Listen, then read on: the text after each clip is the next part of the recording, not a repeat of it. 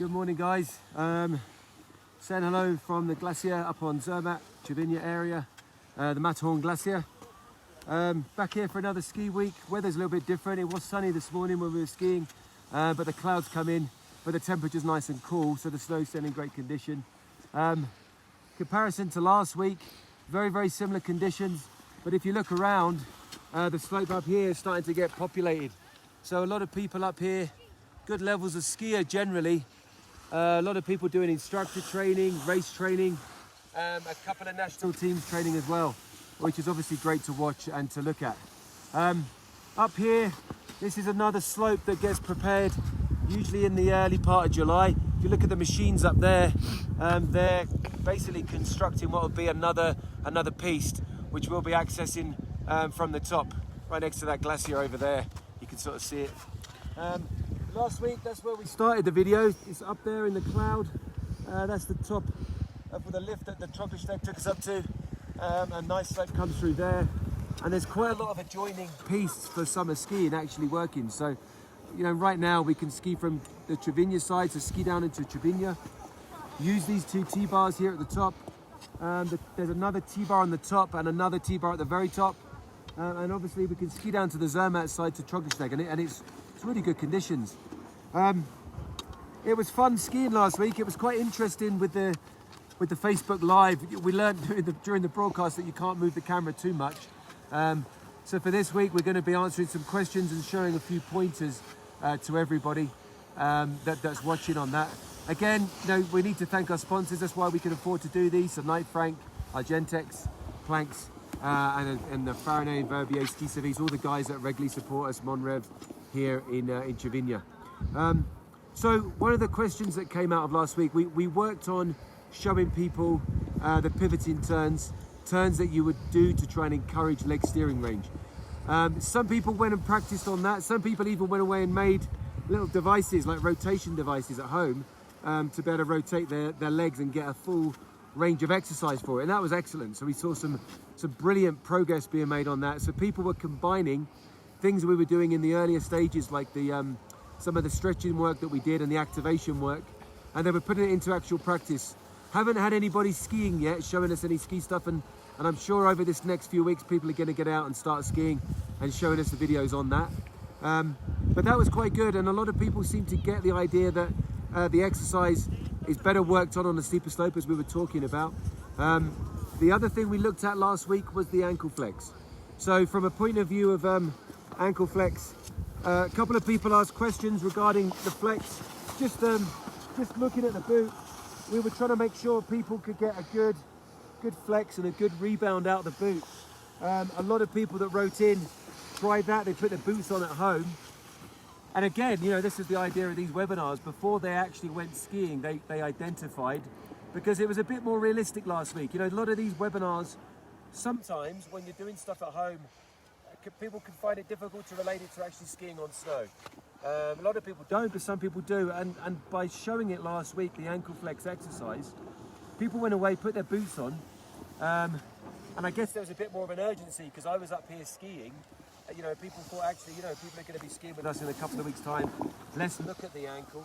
Let's try and see how the boots are flexing. So what we found with a few people, and we've already set up a few Zoom calls and a few chats with people to go and get their boots looked at. I know Alex, one of the boot fitters that works with us, who's on these chats, she is already engaging in one of the people as well and making changes. So when the boots go on the foot, it shouldn't feel like a huge exercise or a huge amount of force is needed to flex the boot. The boot should flex comfortably. And what we found after chatting to people last week and doing videos is that people were getting to this position here and getting blocked in the boot. We also found, which is a really interesting point, some people, when they were doing the exercise, were looking at their ski boots about how they were fastening the ski boot up. So just want to make a point. You know, some people were doing this with the top buckle quite loose and having room for the leg to move inside the boot without the upper cuff of the boot moving. Now, as we said before with that, we did that on I think it was webinar 2 or webinar 1 actually, webinar 1, where we were talking about ankle flex. The movement in the lower leg is kind of useless if the upper cuff of the boot is not attached nice and snug around the upper part of the lower part of the leg, around your shin. We found by talking to people over the last week that some people don't have enough comfort around the shin to actually do their boot up nice and snug and use that power strap at the top of the boot. Some people actually didn't have power straps on the top of their boot. We advise them to go and get a booster strap, something that can help that. But look at how this is done up here. You don't want a load of space around the front here where it's just the upper leg moving and not the boot. If your leg's moving inside the upper cuff, the pressure won't get transmitted through to the ski. And as we spoke about, we talked about it on a few of the video analysis sessions, we've got to work towards loading the ski up, getting a bit of pressure on the front of the ski at the start of the turn for your general piste skiing. So, doing the boot up, get a nice bit of tension here. Going not too tight on this buckle, seeing how nice and snug that can get. Doing the strap up here and here, now that feels snug to me, and the difference in what that should look like and how it feels transmitting through to the ski is this really nice rebound. I know that if I'm going into a turn, I won't be blocked at trying to dive and project forwards into the turn. The boot's going to allow a little bit of give for me to get over and on the front of the skis. I know also that if I'm in a steep, narrow couloir where I'm not taking lots of speed, I can get rebound off the boot. Some people find themselves squatting back seat when they're trying to get a rebound from a jump turn. So that's another important thing for it. And another thing to think about is moguls, which a lot of you guys wrote in to say that you struggle in moguls. We will run one of these sessions into moguls down here further on the piste. Not today, but one of the other webinar sessions. And again, in moguls, there's an element of obviously extending, but there's a huge amount of absorption needed for mogul skiing. And quite a lot of the time that people don't find that they have that range in the boot. So that's just something we wanted to cover today to clarify. We're going to go for a ski in a little while and have a look at some people skiing down the piste who are much more in the athletic stage of skiing. And I'm going to relate that back to people that were looking on webinar 4 and 5 about leg leaning and leg extension. Okay, so if you want to sort of remember what you were doing there, we were doing exercises, leaning, projecting the hip against the wall. We were also looking at leg extension. And lucky enough today, there's a lot of athletic skiers here, good racers that are training in the gates, GS especially, we're going to focus on looking at. And we're going to get to see some of those movement patterns, but you'll be able to see them coming around a certain turn, and I'm going to hold the camera there for you so you can actually see what goes on and the degree of leaning that we're going to be aspiring to. Another point that came out of the other session, on webinar 6, we were talking about core stability and core strength. And I know some people have been working on this at home with a variety of different exercises.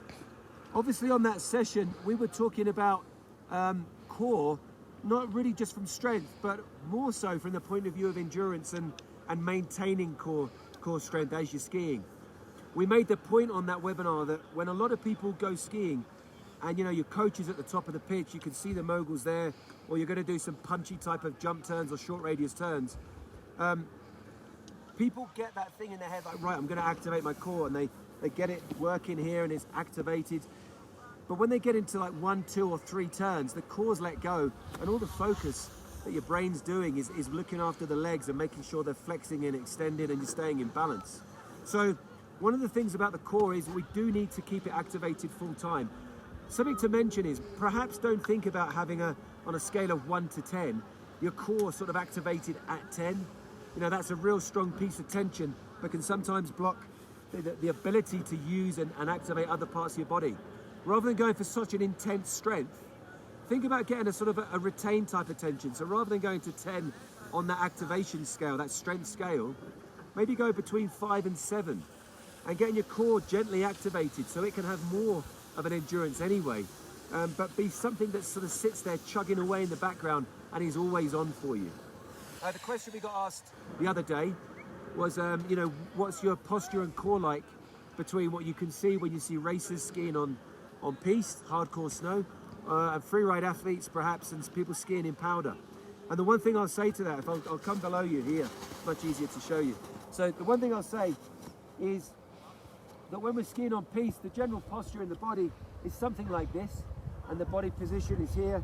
If your core is not activated, you can see the difference in core activation that I raise, probably a couple of centimeters. So when I switch my core on, that happens. And it's a raise of probably that much, but for me, it's massive because it's my belt of support around the waist. If I was going to go into skiing something like moguls or powder, where a lot of the time the pressure can sometimes really intensely hit the front of a ski, and I don't want to go over the handlebars, I won't be shrugging my shoulders so much here as if I would do if I was racing on piste and trying to dive towards getting pressure on the front of the ski. Because I'm going to get given a whole wallop of pressure on the front of the mogul or in the powder where the snow's right there at the tip of the ski, I'm going to adjust this position from piste skiing to here. So everything kind of stays the same. A lot of people say, you know, go into powder, you need to lean back a little bit. You know, it's not entirely the case. All you really need to think about doing is adjusting your shoulder position from your typical piste skiing position. Adjust your shoulders and just raise them slightly.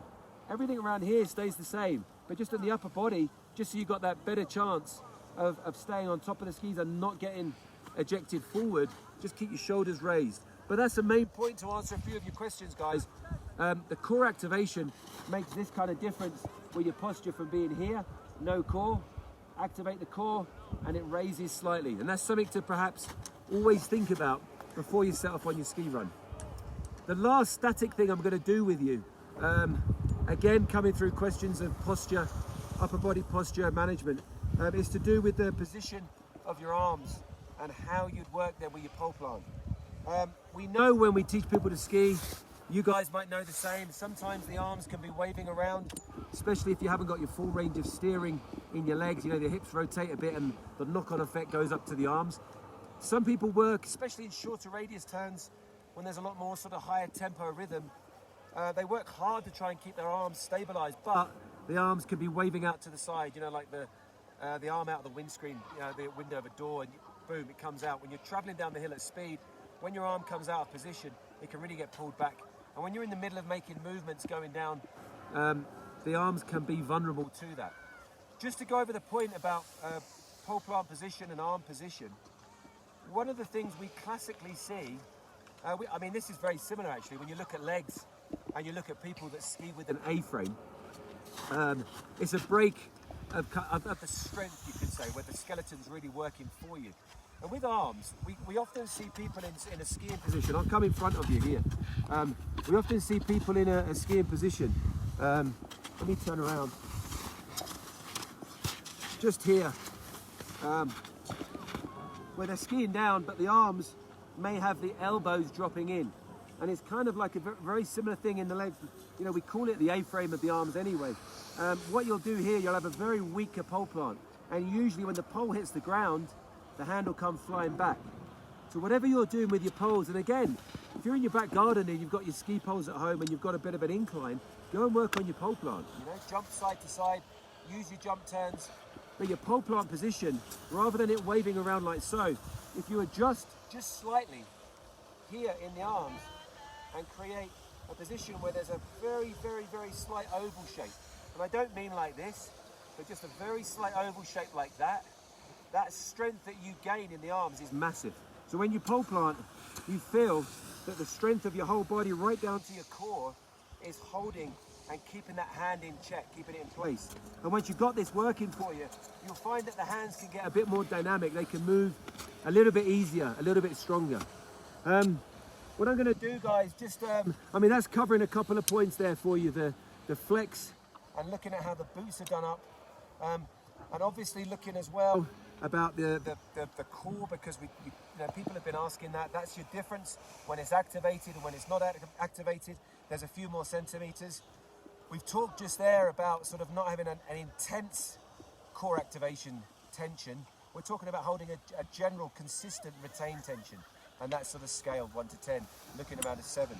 I'm going to take the camera down here, and I'm just going to sort of go for the last half of the webinar just by showing you guys a few things we can see from some expert skiers. Follow me down here. Let's have a look. So looking up here, gonna just look around. There's some guys over here from the Valaisan team racing. It's gonna get you guys a bit of a glimpse of the glacier as well. I know a lot of people, I think more of our questions last week were asking us, you know, what's the glacier like to ski? And I think you get a good idea here. The light's a bit flat as the clouds come over, as you can see. But up there, couldn't show you earlier because the cloud was quite thick. That's where we started off last week. So let's take a look down here, guys, at some of the people race training and actually just skiing anyway. There's some great skiers that you'll find. It's quite motivational for people to be up here on a glacier. Let's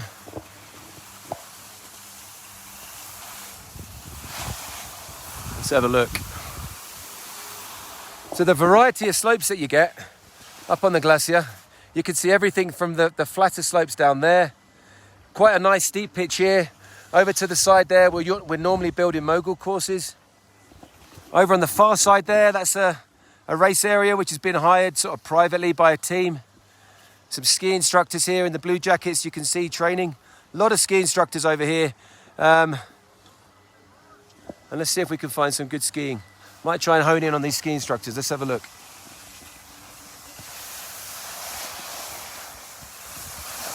For those of you that were asking last week, I did mention it, but the skis I'm on today is the Vocal Deacon.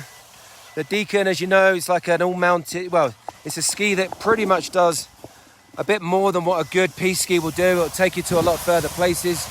We use these a lot in all sorts of situations.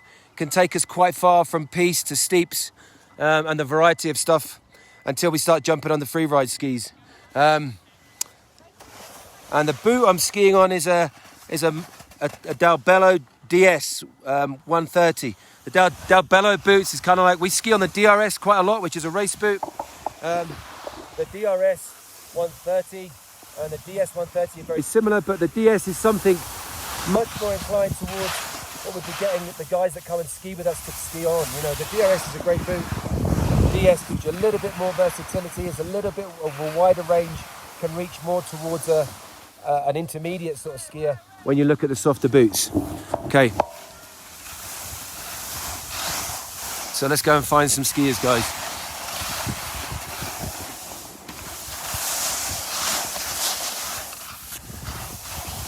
If anyone watching is in Verbier, I think quite a lot of the bars are opening, like the T-Bar. I know the Shed is opening tonight. I think Nico's DJing at the Shed for any of you guys watching who are around, who are skiing up here today and heading back over to the Verbier side. And as far as I can see, and as you guys can see compared to last week, a lot of people from the Trevigny side and Zermatt side are now up here and getting heavily involved with their skiing. Okay, so I'm going to ski down here.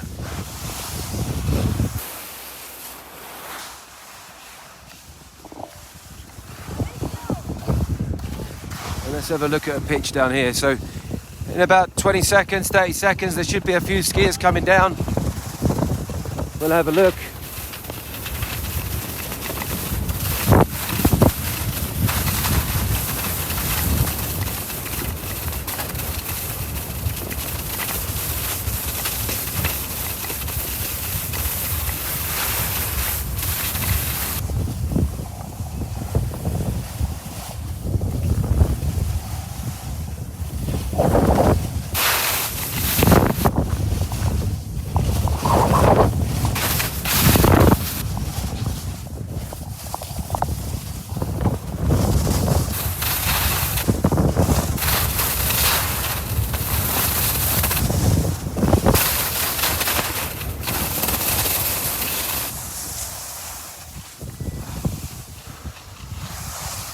And I know a lot of the time we get questions of people asking us, you know, is there enough to do in the summer? It's a bit like the same old classic question of skiing at indoor snow domes.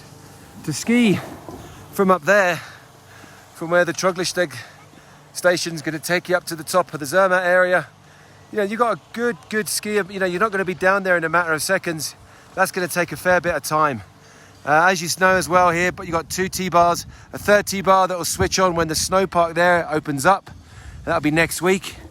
But there is loads of skiing to do.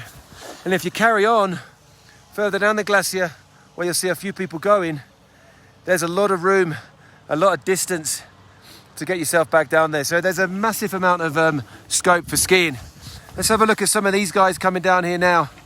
And I'm just going to relate a lot of the carving you see when you see these coming down to week webinar 4 and webinar 5. It's looking at lean. There's another person coming down here. Let's have a look at it. So everything we talked about, early outside leg extension, trying to get the angles made in the body. Let's see someone giving it some energy, someone giving it some beans. Looks like someone coming down from the top. So really early pressure there. It's good skiing. Driving on the outside ski, right leg, outside ski, left leg, and angles being made in the body. Let's wait for another one to come down. So keep the questions coming in, guys. Let's have a look at this racer coming down. Angles being made. It's a bit of a distance away, but there you see really nice fluid movements. Stronger angulation to the left, less to the right. And that's the thing, you know, you can do quite a lot of work from just looking at videos to see the difference between left and right. Some dynamics coming down here. This guy's throwing it over and trying to make angles. And I think these guys are doing their instructor training. You can see they're sort of getting their level up. Just going to try and find a few more coming down. And then we'll summarize this session, guys. But that was a big thing from what I saw this morning when we were skiing, is the skiers here. It's the guy in the blue pants on the far side, if you can see him, trying to make angles into the turn. Playing around with gravity a little bit and the forces that they've got to play with. Driving early pressure on the outside ski and having that natural ability in the body to lean across their skis. There's a young kid coming down here now. Way more agility, super flexible and creating big angles. And again there. So what a lot of what you see in the summer when you're up here is people race training. It's a really good skier coming down on this side in the grey. Nice high level instructor. Wish he was wearing a crash helmet. Anyway. But good skiers all round. So just from that perspective, guys, it gives you an idea of what's going on up here. Those areas are the ones we wanted to cover.